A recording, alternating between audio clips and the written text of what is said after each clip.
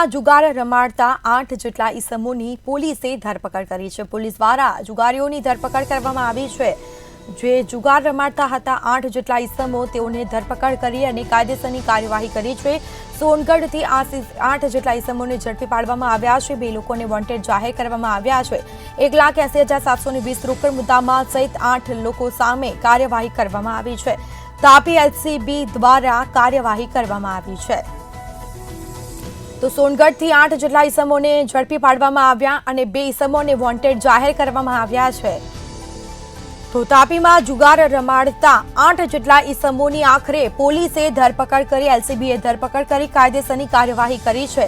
સોનગઢથી 8 જેટલા ઈસમોને ઝડપી પાડવામાં આવ્યા હતા અને જેમાં 1,80,720 રોકડ મુદ્દામાલ સહિત 8 લોકો સામે કાર્યવાહી કરી છે। તાપી એલસીબી દ્વારા કાર્યવાહી કરવામાં આવી છે।